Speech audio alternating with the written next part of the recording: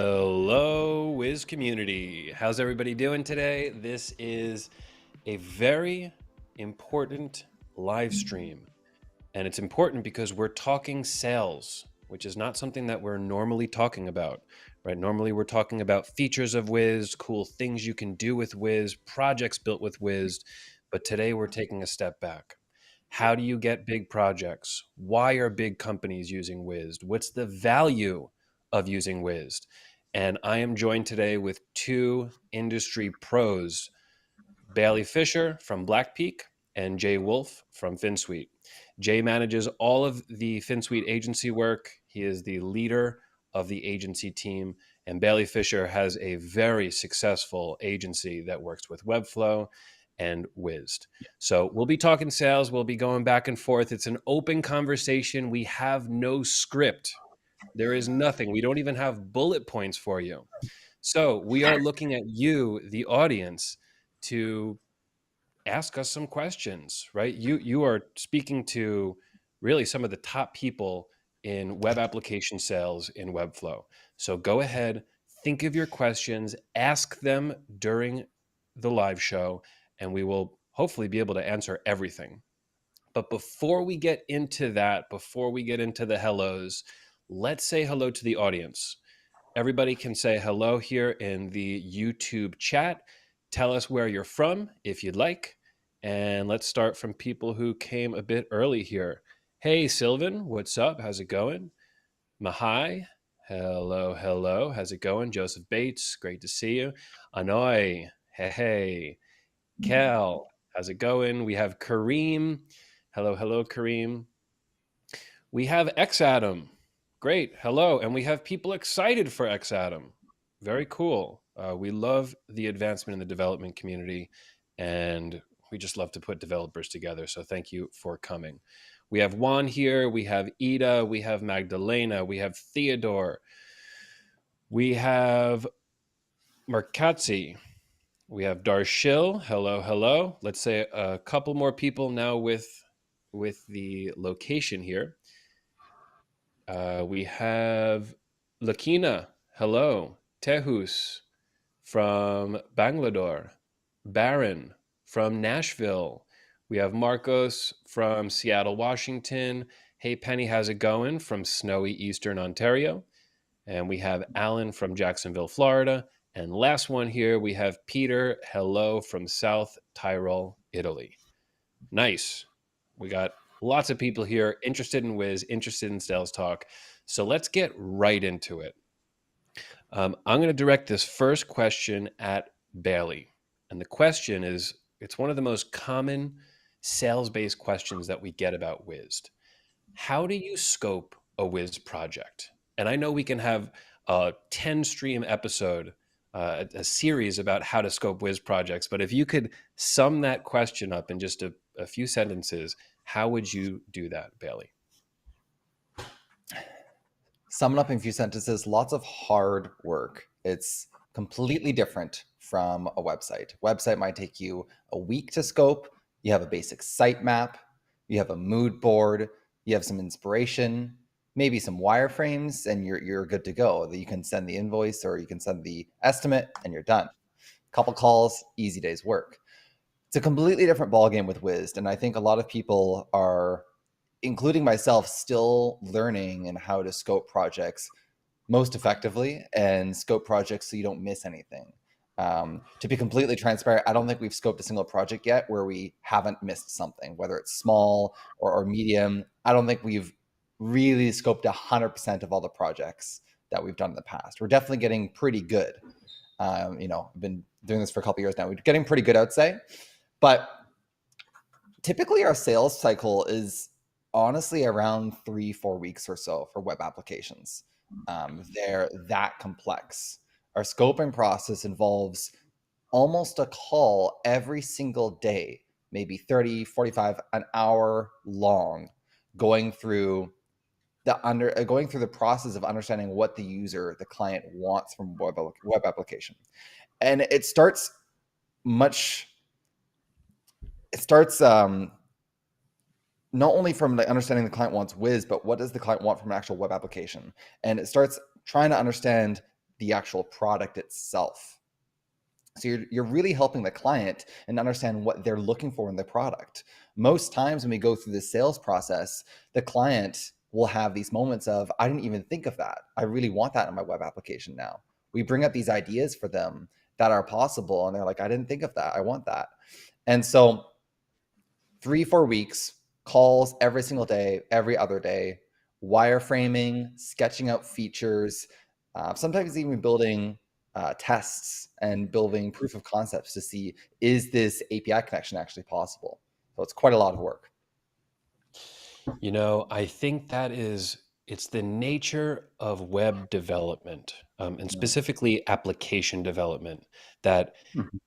it's so hard to find out everything before you get started, right? That's why a lot of companies that have products are delayed in releasing their products, right? It's very common for there to be a little bit of a delay or a super crunch to hit a deadline, because it's so hard to find out those little pieces that no one's thinking about before getting started.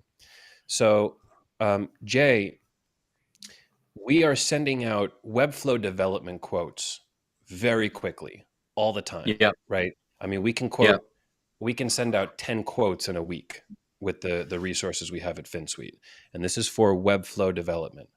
But then when we go to the Wiz development and scoping, we have a separate team to take those sales calls and a separate team to scope them, right? Like, I'm even in a lot of right. those calls, but I need somebody technical along with me to help guide me, right? There's just a lot of things to think about.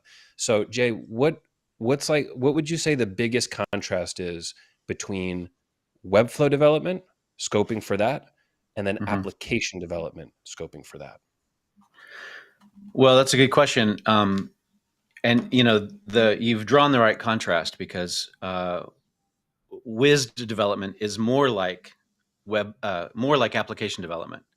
In quoting, Webflow work, I literally often quote on the call, where we might follow up with a detailed estimate in writing and some terms, but I can, after a good conversation with the client, I can usually pin down whether it's going to be a 5 to 7 week build, or it's a 7 to 11 week build. Like, we can tell just from the the kind of the mass and the complexity of any site, uh, how many weeks it's going to take. And if I can tell you how many weeks it's going to take, I know exactly how much it's going to cost, right? So we've got it. I keep a spreadsheet open on one of my monitors, and I just say, okay, from the call, I can tell you this is a 5 to 7 week build, and I can give you a range right now. And I like that, because clients can either go away, they can say, okay, that's too much. Sorry, I'm in the wrong place, or they know very quickly they can reinforce the sale and say, okay, great. Can you send me that in writing? My CEO is going to love that, or my CMO, has budget for that. So we get through that really quickly. Wiz development is more like application development. So the, you know, there are more calls. You can't pin down in one conversation how many weeks that's going to take, or even how many people are going to be on the team. So, in Bailey's experience, in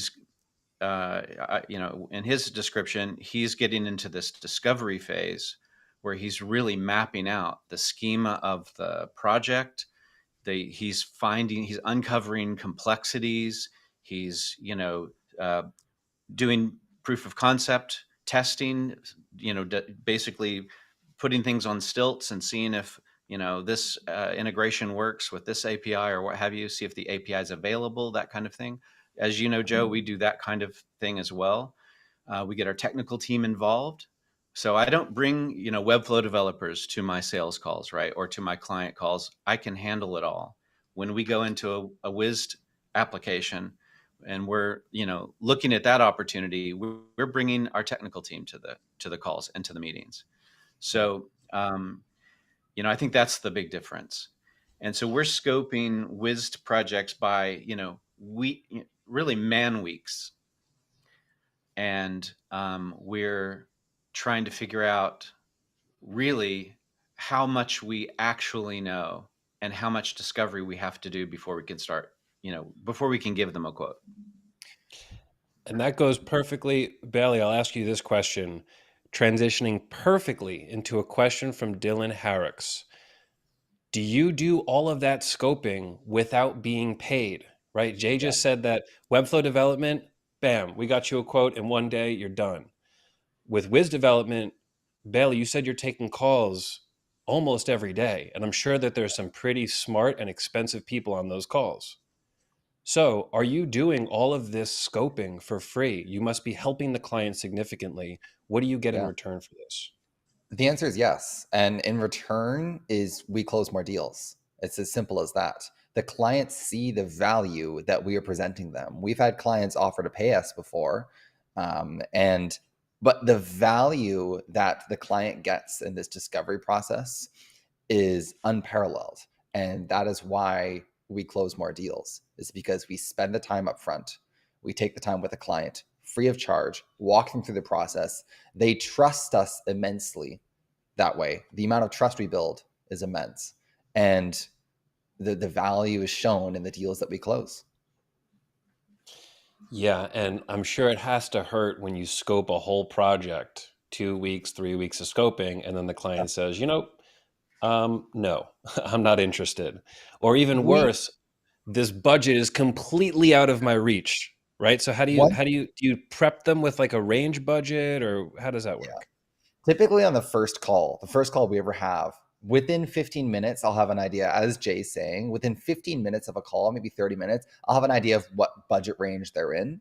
And I state that on the call. I'm like, this is the range that we're working with.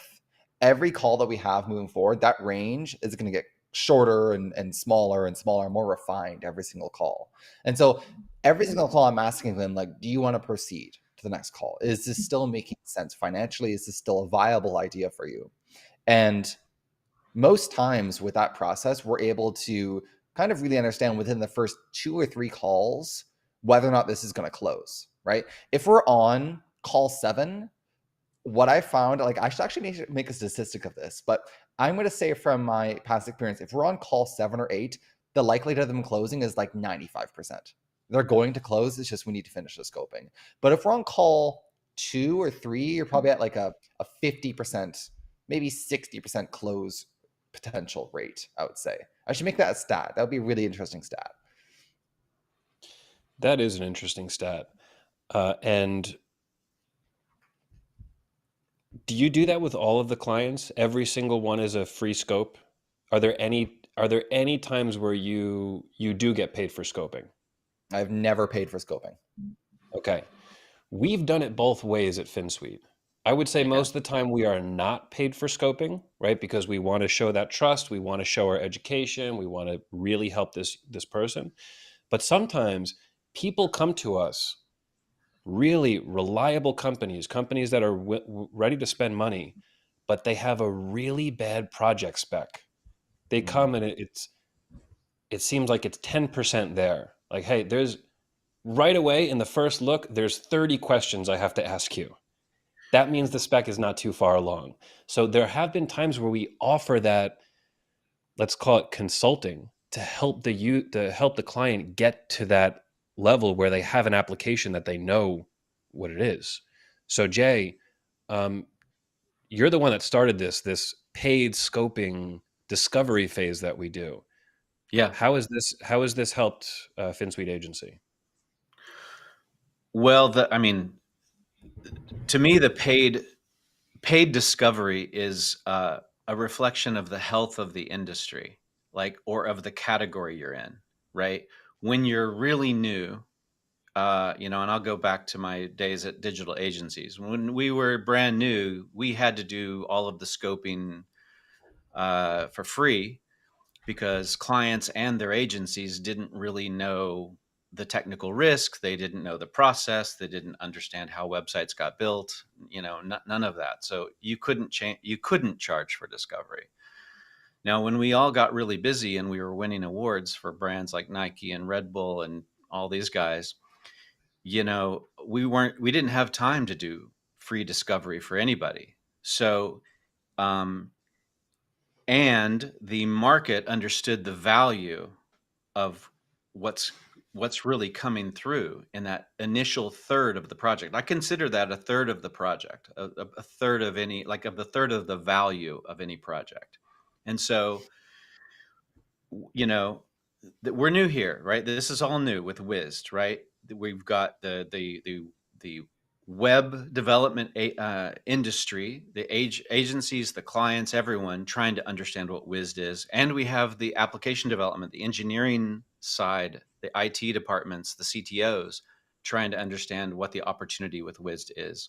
So the more they understand, the more they're going to value what we would deliver in the discovery phase, and the more they realize the success of the project actually depends on that first third.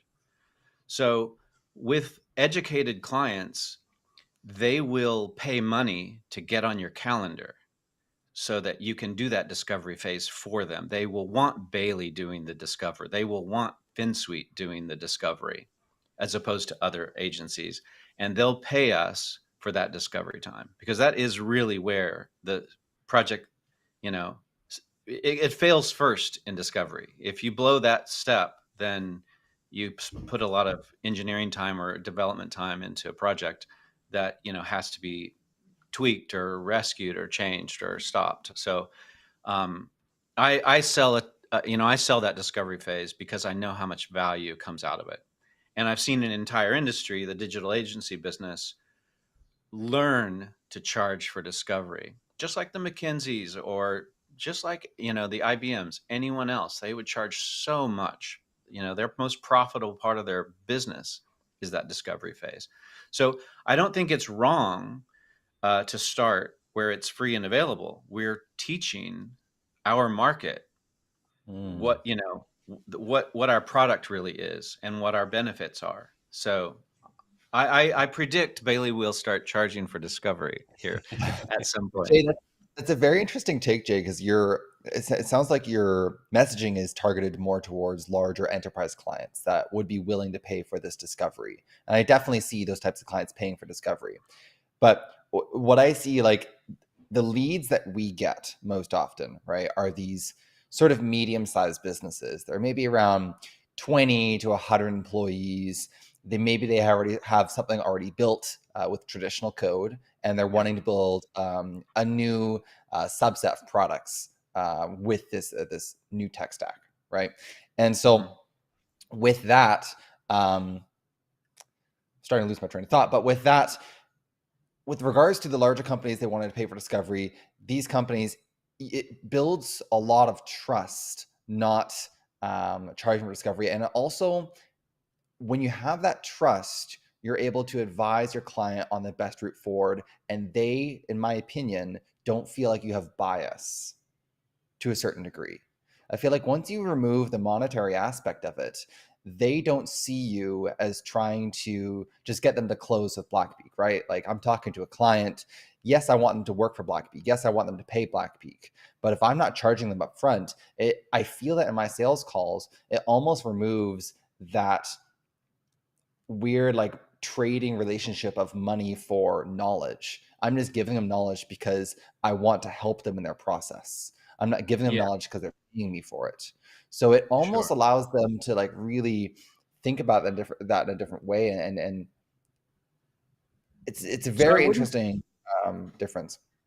Yeah, it is a difference. I mean, you point to the size of the clients that you're targeting, and that, particularly right now, right? You have a lot of success building these booking engines and these modules, and there's a lot of similar companies saying, "Oh, I need that," right? I want to replace all of my subscription fees to these other technologies. I want to build my own asset, right? I want to build my own tool, and so what I think is you have a lot of similar sized and similarly scoped clients coming to you, and projects following along, whereas we have a much broader kind of set of conversations going on. From the same kind of clients, right? I mean, we have 20-person family run businesses who are frustrated by 15-year-old payroll systems and accounting software that they bought so long ago it doesn't even match what today's software experience. And then they're trying to, they're hitting 10 million in sales or 20 million in sales, and they're wondering why it's such a struggle. Well, we know we could help them with that, but that size of client doesn't have much experience putting a lot of money into software. And you're gaining their trust by giving away knowledge, which I really respect. And we do that too. We don't just hold back like, hey, if you don't pay for it, you don't get it. Like Joe said, it's half and half, it's 50%. But we do only go so far, because it's really they're getting over they're getting over that trust hurdle by gaining experience with you that they don't bring to the table from their past life, from their previous job, or from working at bigger and bigger companies. Whereas if you have an enterprise client come to you, they've had this experience before. They don't want free discovery. They want to pay for it because they expect it to be, bulletproof. And they also want to hold us to task for what we've given them, right? They are going to make it our fault if the thing doesn't work and if it's not delivered on time. So bigger clients come to us. We don't have to get over the trust hurdle with regard to spending $100,000 on a software solution. They're expecting that. We have to get over the trust hurdle as to, is FinSuite the right vendor for you, and is our tool set the right solution for you? So it's just it's similar, but it's a different kind of timeline, I think. So that's the contrast. And I love how there's two different ideas about this. So Dylan, going back to your question, do you get paid for the discovery phase? There is no answer. There's no official answer to that. It's up to you. It's up to the client, and it's how you position yourself, right? So if you're just getting started, right? If you're a new agency, new Wized development, I would say probably don't charge for scoping. You need to get some projects, and by charging for scoping, for offering that, you may be cutting yourself short.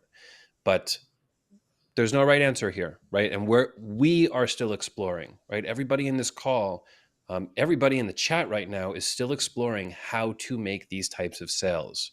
So this will be a continued conversation, very important topic. There's a lot of good comments in the chat here, so I'm going to keep going down these comments. First, I want to bring up a comment from Peter. Webflow is getting famous because you can export all the HTML and CSS.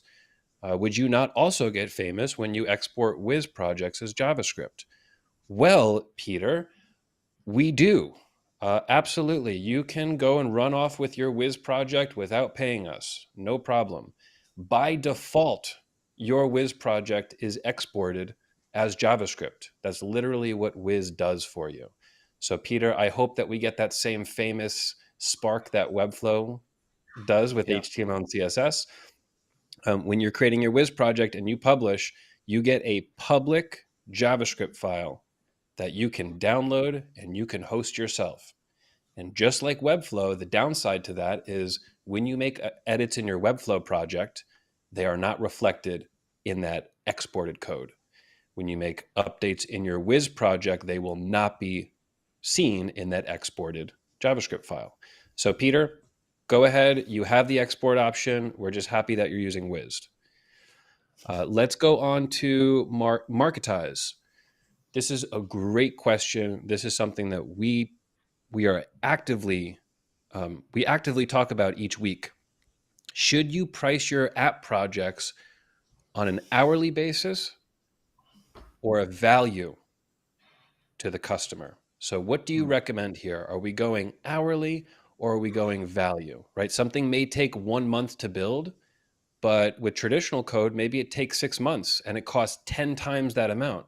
So are we going to go more towards the, hey, this is the traditional cost, or, hey, it's going to take 25 hours and I'm going to bill you for 25 hours exactly? I have a great story for this. So First response is my rule of thumb is if it's under a week, maybe a week and a half of work, I bill hourly. Maybe 2 weeks, right? If it's a short amount of work, bill hourly. If it's longer, go value-based. I had a client recently, or a prospect recently come through, and they wanted a web application that we built.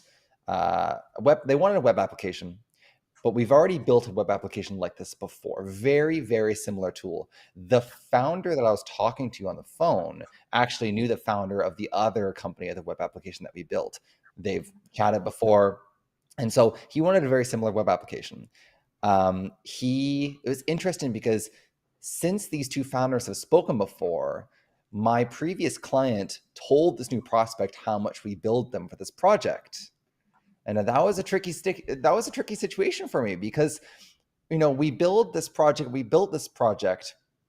little bit earlier on in our life cycle in Wiz. This is probably like late last year, early last year. Those are two contradicting sentences. Sometime last year, okay. Built this project, and it's been some time, and now we've learned from this project so much.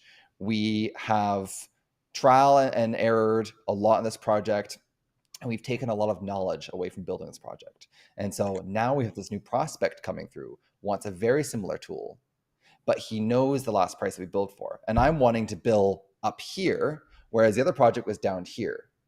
And I told the client, I was like, look, this project, yes, the budget's pretty much double what we did in the past for very similar work. But I told him, we did this before. All the features that you're talking about on this call, we've done, and you can see them in action on this site. We have learned from our experiences, and you're paying for the value that we have retained from building this project before. Because we've built it before means we can build it even better now. We can build it even faster, more efficiently, and with a stronger backend, a more efficient backend. And so you're paying for the experience. And that's why I'm always saying, don't bill hourly if it's a large project, bill value-based, because the more projects you do, the more experience you get, the higher the value for the client. And I should say, add on to that, the client closed. Yeah, Nice. good. So we built it for double, very similar, and the client closed. Great positioning, right? It's all about positioning. If a client asks that question and you explain it in the wrong way, they're leaving, they're bouncing.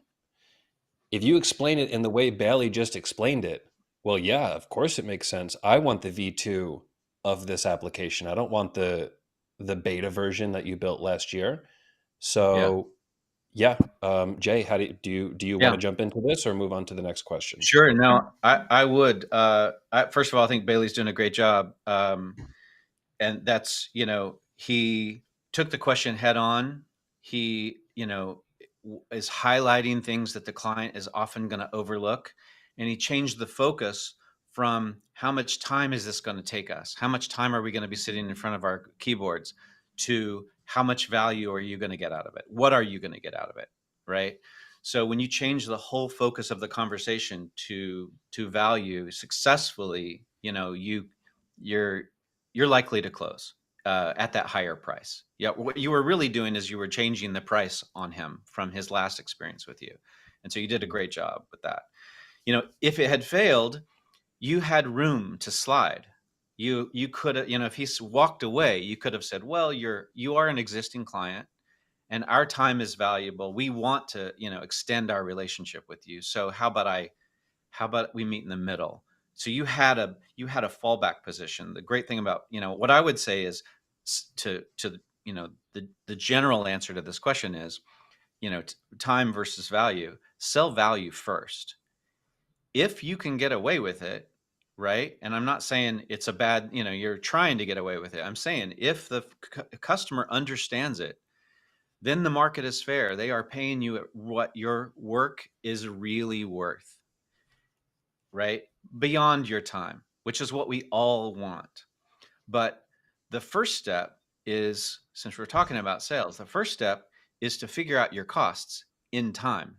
we figure out how many hours or actually weeks it is going to take us. So we have to know where our bottom line is, our baseline, right? So even if we're going to figure out our cost first to deliver it, then we're going to sell value, right? And then if the client understands it, great. You land the plane and you brought the sale. You want to repeat that over and over again. You brought the sale to the point that that we're all looking for.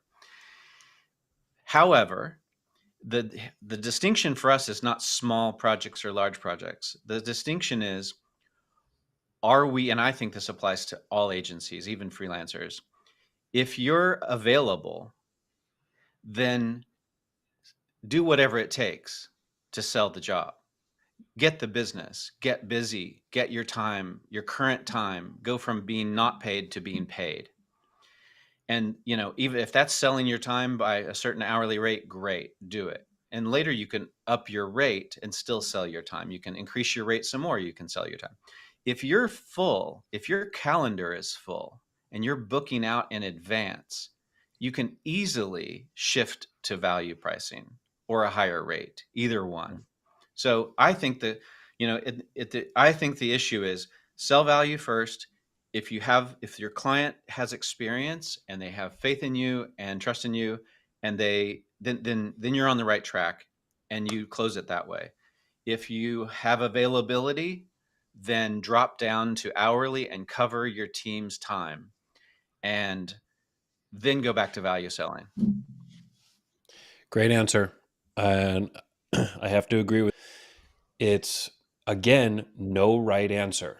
And I think we'll find this with a lot of sales topics. It's all about how you position your answer.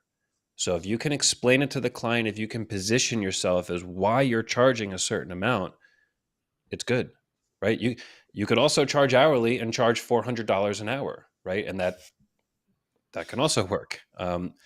It's all Yeah. about how you position it. Let's move on to the next question. We actually got a lot of questions in the past few minutes. I will say I'm concerned that we're not going to hit all of them, but I'm going to just go down this list and we'll continue. Okay. This is a great question from Lakika. Lakika says, what should be included in a basic maintenance package to retain clients after a Wiz project is complete? I think a very important question, and I'll say, I think a client would be in a really bad position if you built them an entire project and then just walked away from that project, right? When we sell Wiz, we are trying to not only get them for the initial project, but tell them we are here for you for months after, maybe even years after. We want to grow this app with you. You're not going to finish the app and then say, oh, I'm done with my product development. I can walk away and I'm done. No, this is an ongoing process. So when we're selling Wiz, we are trying to sell maintenance. We are trying to sell an ongoing support service along with that initial project. So Bailey, how do you approach this type of maintenance project? How do you retain those Wiz clients after that first project is done? We keep it pretty simple. There's multiple blocks of hours that our clients can buy.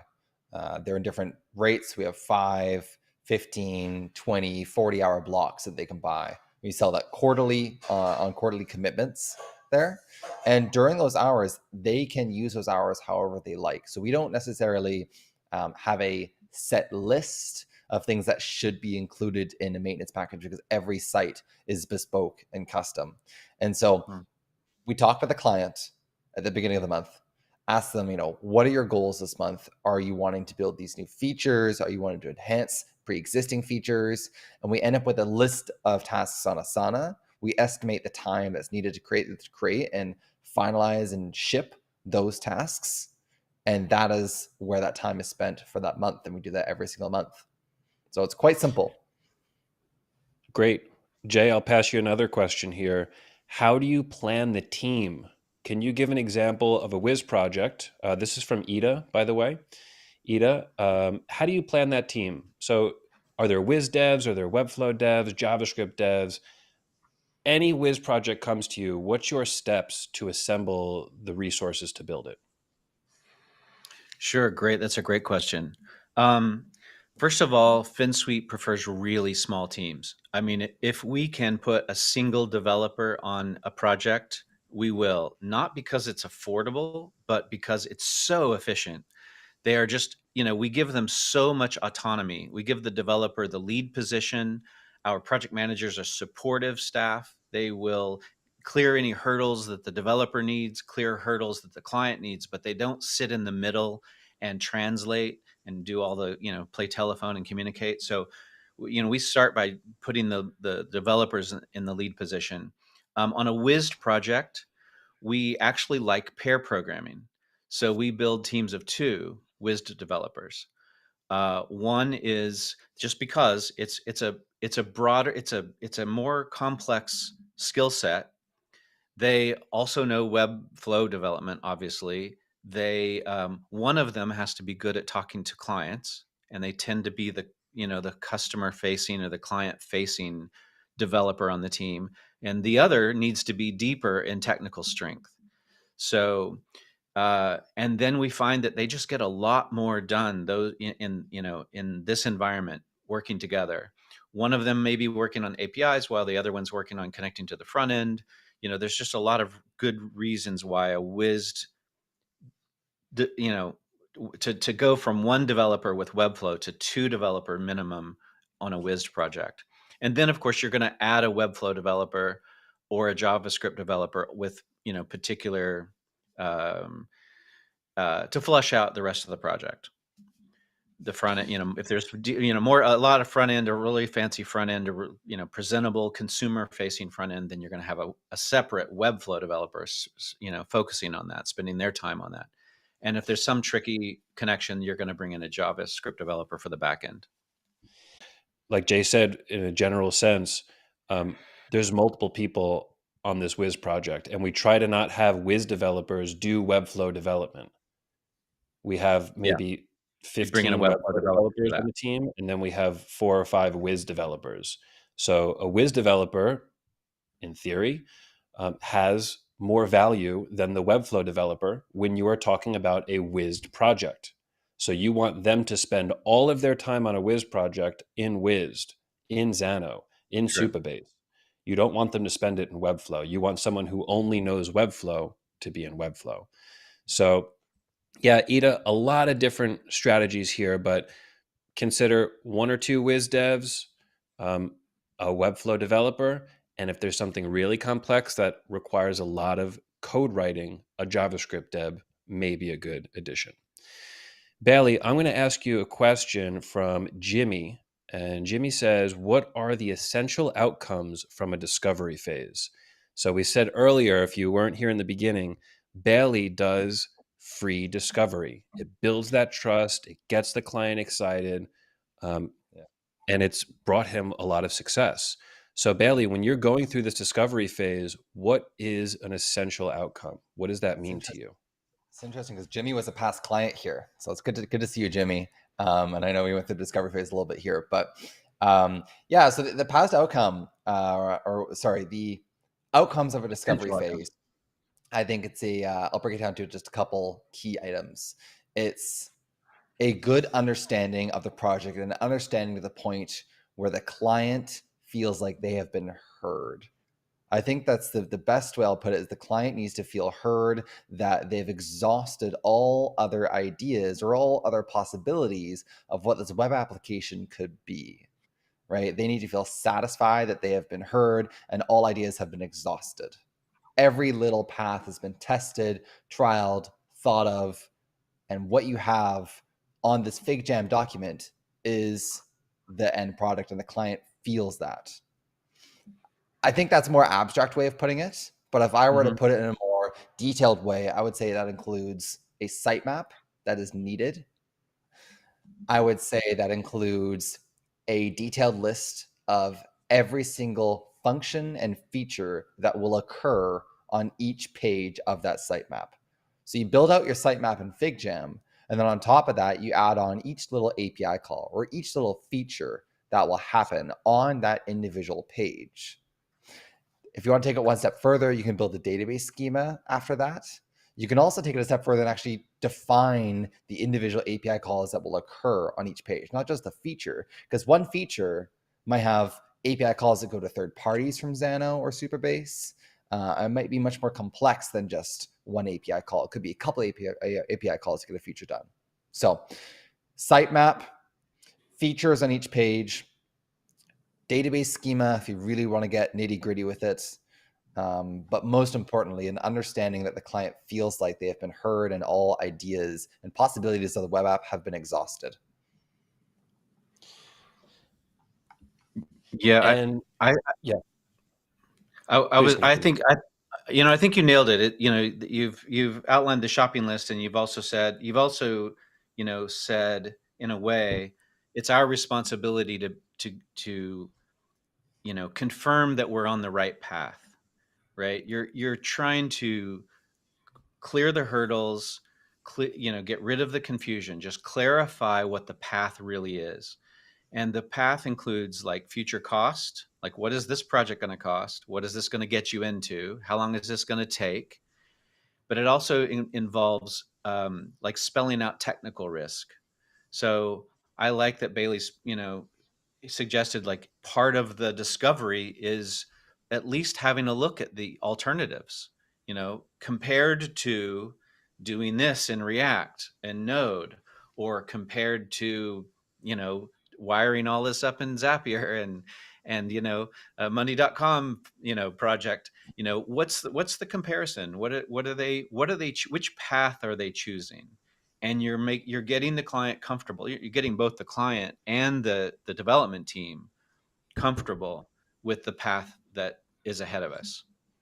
So I like the way you spelled that out. And I want to give a thanks to Varun Sharma. We have 2 Canadian right here. Thank you, Bailey. Black Peak nailed our landing page. All right, Bailey, we'll split that 50-50. $2. Yeah. Good stuff. All right, let's bring up a question from Marcelo. Marcelo is saying, "Hello, hello. What about charging by sprint?" So, Jay, I'm going to pass this one to you. So, instead of planning this massive, giant project that we have to do all of this work for, what about, hey, this is a one week, 2 week sprint, and we're going to go from there? How do you approach that? Yeah. So that I saw that comment go by, and I really, Marcelo, I really liked that comment. I wanted to get back to that at some point. So I, if we can educate clients, and like Bailey said, if we can gain their trust, and I'm talking about all of us, right? All of us as developers, this community, we can talk them into what is the most accurate approach to a project, which is working in sprints. Because I, fundamentally, Joe alluded to it earlier. I'm not sure if it was intentional, but fundamentally, these projects don't have a finite stopping point. There is no end, if you want to, really talk about it, because you can either add features, you can refine those features and make them a little more accurate, or you can do a pass over any project and make it easier to use. You can always add some effort and improve the product. And that's what this whole, live in beta, product lifecycle is all about. And we're in the with Wized development, we're in the application development business. We're building a product as much as we are, it's more, it's not a website, it's beyond that. So we like to bill in sprints, and it takes what we talked about earlier, which is just getting the client on the same page. And if they understand that what I try to do is I try to show them what we can quote, which is everything that's knowable, right? The known features and the known risks are, you can quote. You can put a price tag on that, and often a timeline. But there's a lot of things about the product that clients bring us that are unknowable. I don't know how many I don't know exactly what features will make that second phase that you have in your mind work. I don't know how many man hours or how many, devs or weeks it's going to take to get there. So we quote what's knowable, and then we get them comfortable with the fact that there's some unknowable stuff in their spec, in their wish list. It's undefined. And so that's going to be a phase 2 or maybe a phase 3. Or you know what? We might just be working on this for a while with you. We're going to be partners. We're in a long-term relationship. We will keep the burn rate, right? How much it costs under your budget on an ongoing basis, and you will stick with us honestly until you don't want to anymore, right? Until Mm. you get to a product where it's making your clients so happy that you don't have to spend any more money on it, and then you're done. And this is a great way to just get started, right? Instead of, Yeah, one option is doing the 2, 3, 4 week scoping, but imagine somebody writes to you, you have a couple of conversations, and then say, well, let's do a 1 week sprint or a 2 week sprint to figure this out. It's low yeah, risk for everybody. It's low risk for you. It's low risk for the customer. They get to see how you work. So instead of agreeing to a $80,000 application over 5 months, they're agreeing to, let's say, a 5,000 or a 10,000 sprint yeah, that's going to get them the full architecture of what they're yeah, going to build, the full feature spec. And if they don't like you, they can go and bring that spec to somebody else, right? And we even encourage them, say, hey, if you love working with us, we think you will. We'll just continue after that sprint. And if not, you have a really complete list of features, specs, and other things to go and quote with other companies. So it's a great way to get started. It's a great positioning technique to charge for scoping. So you don't have to think of it yeah. as making a quote for a scope. You can think of it as a 2 week sprint to help you figure out your web application. So And Jay, we really do well this a said. lot. Yeah, We use that for web apps. We also use that for Webflow development or design. Again, instead of coming into a giant design project where maybe your design styles mismatch, um, we say, hey, you get a 1 week sprint with the designer. If you hate it, now you know what you hate. If you love it, we just continue and we do go to that 80,000 project. So yeah, sprints can work. Bailey, you have anything else to add to this topic, or you want to go to the next question? I'm good for the next question. Great. Okay. This is a great question from Patrick. Patrick Corsetti asks, how do you course correct the client's expectation when the scope changes or the dev starts and the scope looks a little more unrealistic than you initially intended? So this happens in all types of development, right? Webflow development, design, web app development. I think it's just more intense with web app development. So how do you make that correction when things go wrong, either in the beginning, middle, or end of the project? It's a tough one. yeah, yeah. I gave you a real This, challenging one, Bailey. well, yeah, every one of those is challenge. Every time we experience this, it's challenging. The first thing to know is everyone faces this. This is part of the business. Uh, yeah, and you just have to get good at it. My one word answer is honesty. If Mm. there is a change in scope, or a change in the client's expectations, or including some of their expectations get revealed after you start, you just have to be good at explaining that to them. Like, we knew this first, and now we know this. And how does that impact the product or the project? Okay, that adds one person to the project, or that adds 2 weeks to the timeline, or something like that. You really just have to. It's about clear communication and just being totally honest, without any blame. Like, I know, we're all in this together, but, you know, I don't like to pay for clients' mistakes. If they failed to bring something up, or if they, didn't mention it till it was too late, or, they suddenly we're launching from a light design, but they want to launch dark. Like we built it in one way and they want to go a different way the day before the launch. You just have to be flat out honest. So this is bucking the principle that the customer is always right. I've done this for 30 years. I love customers. I love our business, but they're not always right. That is, I don't live in that hierarchy. We are masters of what we do. You hired us because we're pros. Now I'm going to sit down and have a hard conversation with you about this deadline or this budget. And it comes from this change in the scope. It may have been there, on them or not. Now that's a scope change. That's not about something we've done wrong, right? Now, when we do something wrong, we're going to work an extra 2 weeks to fix it. We're going to go however far it takes to launch that site or that app. And we're going to redo it if we have to, but when it's on us. But when it's a scope change, it's just about, hard conversation. And by the way, it And doesn't have to be fast. that hard. It doesn't Start have to with be honesty. hard. It's And not that hard. I think it's easier the quicker you do it. So Yeah, if your true. client says, hey, I need this, this, and this, if you wait a week to tell them that that's over scope, it's a more difficult conversation than if you tell them immediately.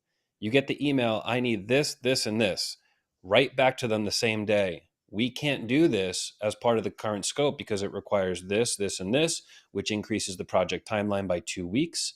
And if you want to do this, it requires this extra scope. Fast, right? Right Yeah. in there. Don't wait. Yeah. So Bailey, same question to you. How do you manage this when things change? I think both, Jay, you nailed it on the head there with transparency in the form of clear communication and honesty. And then Joe, you also nailed it on the head with efficiency and speed of transparency, right? So Yeah. if your scoping document is detailed and well outlined, you'll be able to refer to that. And you should be able to know, like, when a client comes to you with this change, you should be able to know immediately, is it in scope or is it out of scope? And if it's out of scope, email them immediately, like you're saying, Joe. Much easier to manage scope creep earlier than later. Mhm. Other than that, you two nailed it on the point. And now, Bailey, another question here from Danny from Mira Studio. How do you handle malfunctions with the products that you build that are not your fault or the client's fault?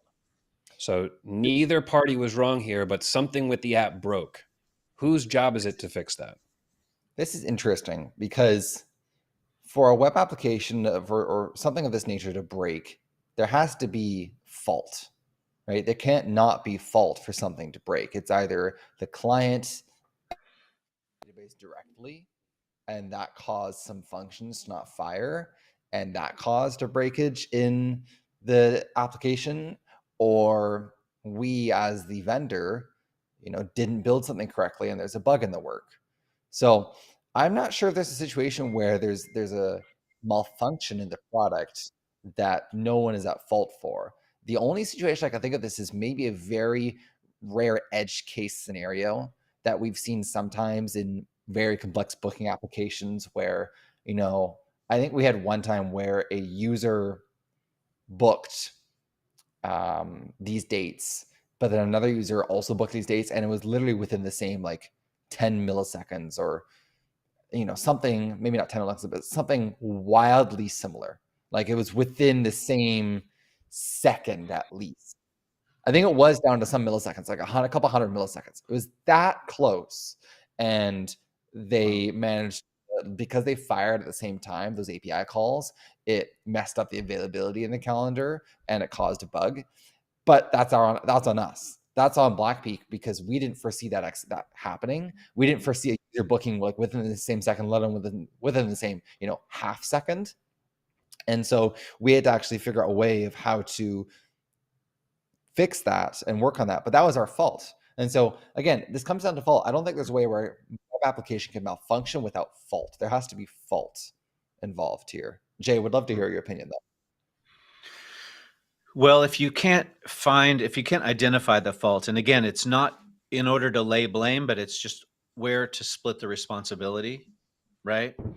then you, we just would meet them in the middle. The sooner you resolve it and move on, right? You still have to launch. You can't stop in the middle of a project. You've got to get to the end. So you're trying to find a way to just move forward. And so, you know, you could spend a lot of investigation and time on it, and figure out where that exactly that fault actually lies. And I suggest you try that at first, but don't spend too much time on it. And then, if it's unclear, then say, hey, here's how we go forward. I've got to put time into this. I got to pay for those hours. You could help me pay for those hours. I won't charge you the full rate. This gets us to the next milestone, and we're going forward from there. It's, you just keep everybody on the train. Good outcome there. I think the goal, no matter what the issue is, whose fault it is just to make sure everybody walks away happy. Yeah. Right? Everybody has to be satisfied walking away from this challenge. And it sounds like both of your answers achieve that. All right. We've had a great watch count the entire episode. That means people are staying here. If you liked this stream, please give it a thumbs up. Go ahead, subscribe to the Wized YouTube channel.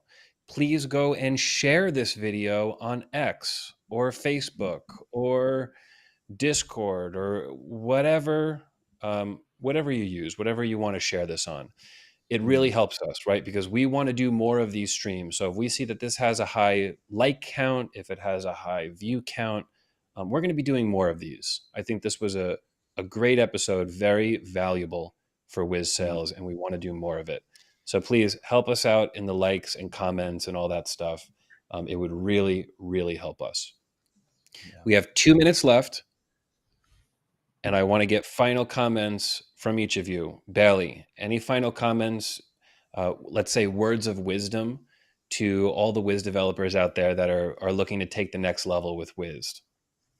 I would say take your time on scoping. The more time you spend on scoping, the less headaches you'll have down the road and less issues you'll run into down the road. Those are my 2 cents. I also want to say there are some comments asking about the black market. And I will say we finished development on the black market just last week, and we're in active testing of it now. So don't have a set deadline for it yet. Want to make sure it's very perfect, but we did finish development last week, and we're in active testing now. So yeah, that's a good call. And anybody who doesn't know what the black market is, it's going to be a template marketplace for Wized. So you can go and release awesome.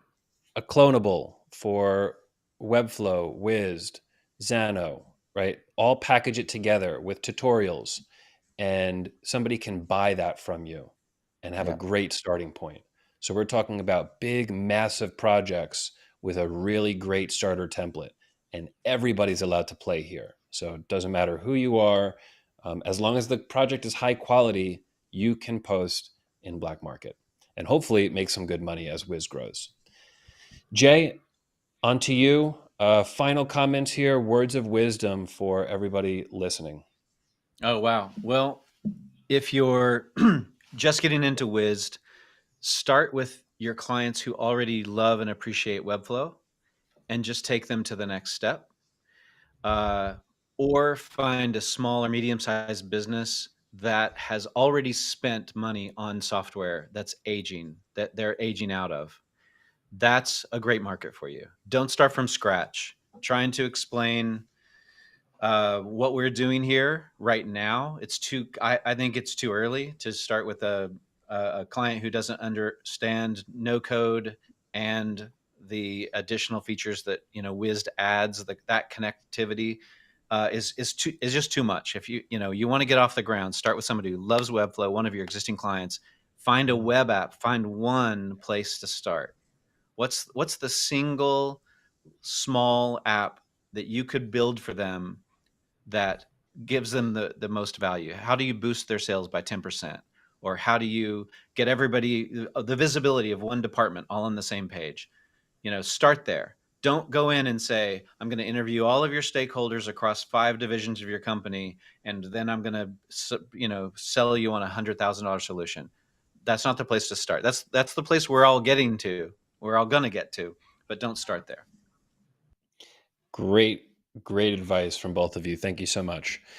This is the end of the stream. We gave you a full hour of Wized sales talk. We really hope to do this more in the future. As Wiz grows, there's going to be more things to talk about with sales, closing deals, and building huge Wiz projects or small Wiz projects, right? We're talking about big ones just because we're you could say more established with Wized, but small projects, big projects, everything applies here. And all of the things you heard in this stream apply to projects of all sizes. So we'll be back probably in a few weeks, a few months, not sure, but we will be back, this trio, to continue the conversation with sales. And please don't hesitate to reach out to any one of us and ask a question about how to take the next step in your agency life, in your freelance life, whatever that may be. So thanks, everybody. Have a great rest of the day, and we'll see you soon. Happy building. Bye.